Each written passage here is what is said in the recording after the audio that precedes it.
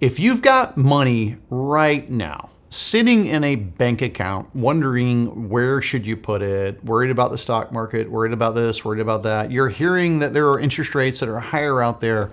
Bottom line, if you've got cash right now, where should you put it? Stay tuned. We'll go over that in a minute.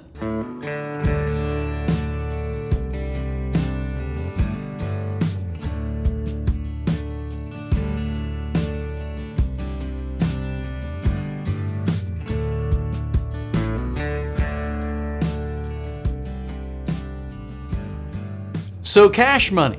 I get this question all the time. We work with people around the country. People have money invested in retirement accounts. They have money invested in bank accounts. They have money invested in different places. But let's just talk about cash for a second. It's a big deal. A lot of people have, frankly, a lot of cash. I mean, not necessarily like $1,000. Sometimes it's $10,000, $100,000. I talk to people who have $1 million at the bank, sitting there, getting paid almost nothing. So what you need to understand about cash, in my opinion, is it's okay to be conservative. I think I'd be pretty conservative right now as well in terms of, let's say I had $100,000 to invest and somebody came to me and they said, oh, I've got the best investment idea ever. You should put it in the stock market. I'd scratch my head, look at the stock market and goes like, well, isn't the S&P or the Dow, aren't they pretty much at all-time highs? Isn't the investment objective to buy low, sell high as opposed to buy high, sell low? It makes sense that people have cash on the sidelines and they're just looking for solutions.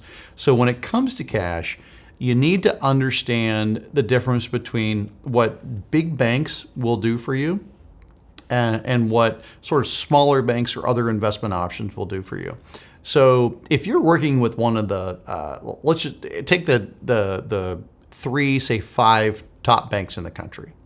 And if you went to the savings accounts and you looked at what they're paying you on your savings or your checking or whatever, that number is going to be pretty low.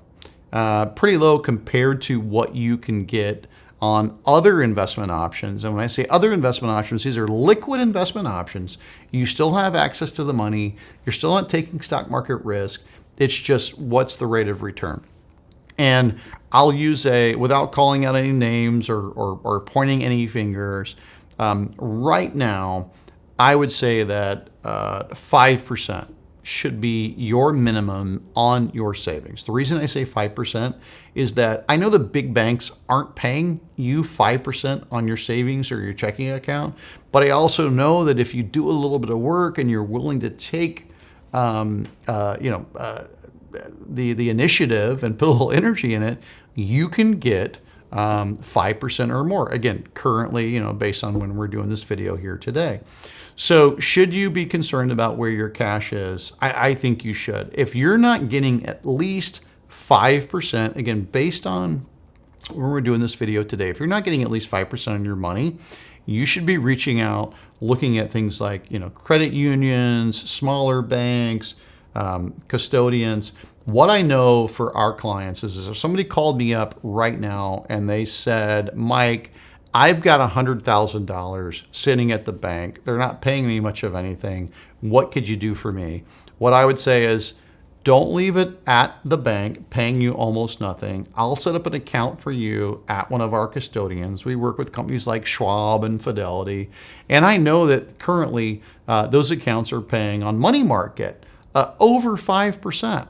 And then I also know that you can get 5% or more on your money, and I can link it back to your bank account. So if you want that money back at some point in time, we can do that too. Don't settle for less than 5% right now on your cash money. And if you want more information, go to guardingyournestegg.com. Thank you for watching. Go to guardingyournestegg.com for your free and objective personal financial plan.